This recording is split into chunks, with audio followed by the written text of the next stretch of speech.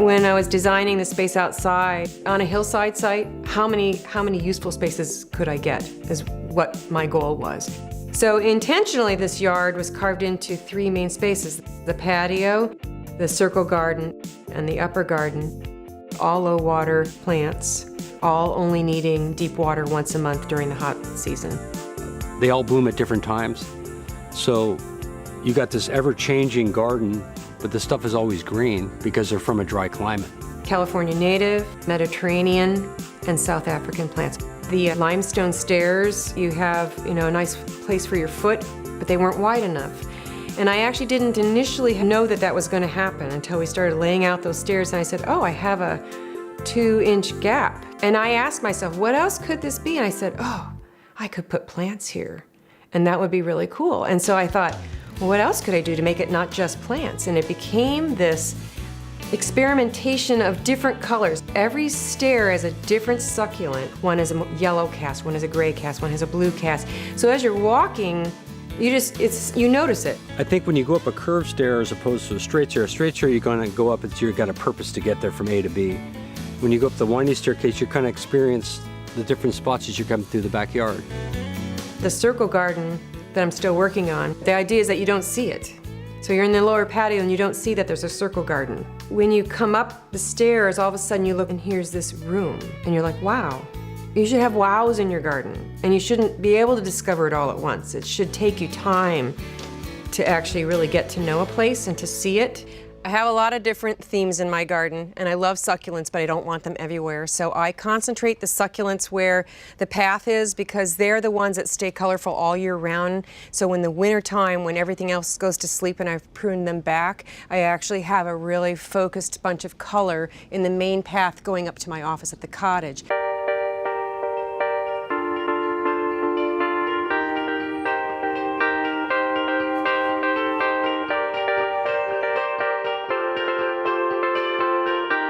If you're on a hillside site especially, to have a place to go that's really purposeful as a structure makes you use it. It makes you use your yard. If that wasn't up there, I don't think I would visit the yard every day.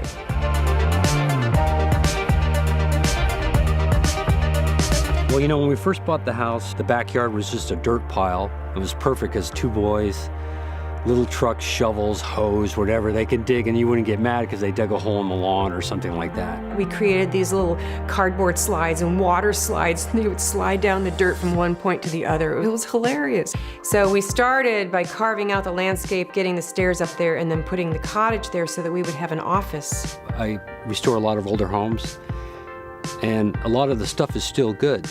So the nice pieces and things like that I hang on to. And then when we did this project, we wanted to make it real natural inside. And a lot of the new products that you buy, newer wood material, you don't get the fine grain, tight grain, so I saved a lot of that stuff and planed it up. And ended up being this room from heaven. And when I'm in that room, it's quiet, it's warm, it's small.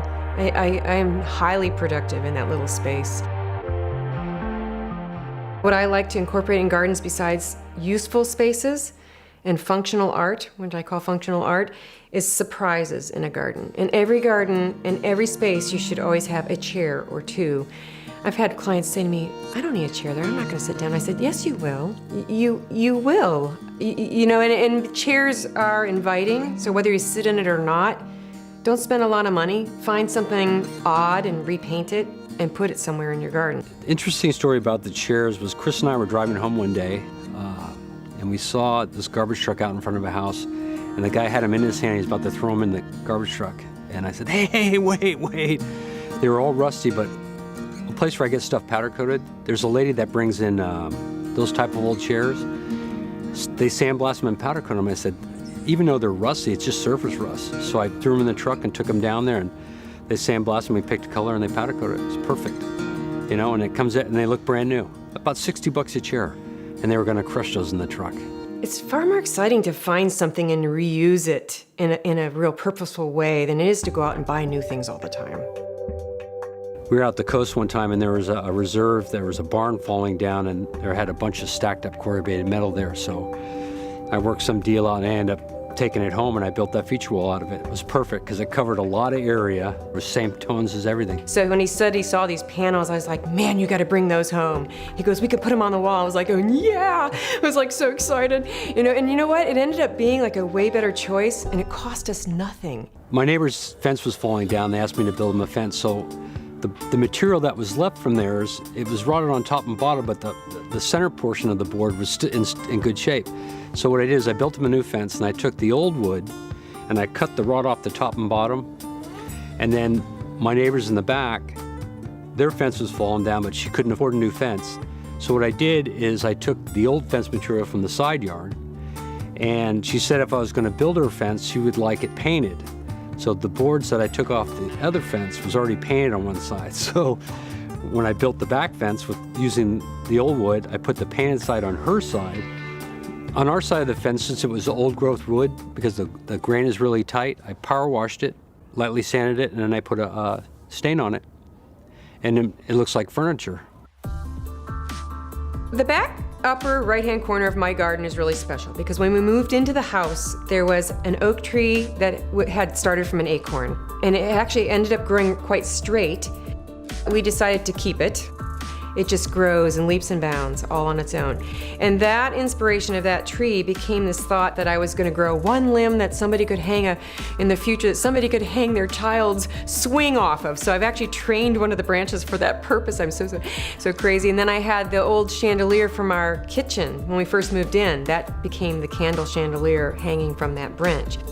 As I was designing that top yard and the forms, it just sort of was this moment when you're designing and looking at the space and feeling the space and connecting it to what was around it, and the oak tree being so special, that I said, this is going to be this. This is going to be a stone lounge chair. And so the trained mason that is our friend that has done the whole yard decided to gift it mostly to me as a birthday present.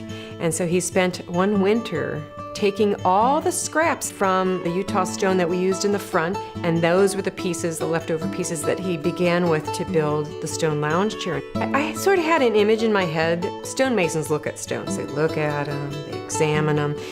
And so as Michael's building this thing up, I go, here's the arm. I know this is the arm because look. And I put it there on the thing, and I put my arm on, I go, look, my elbow fits right here, and look where your hand goes. He goes, yeah, right on, let's use that for the arm. And that's when it sort of became a lounge chair, and that's when we sort of changed the design to have a back so that the arm could work into it, because that was like a key piece.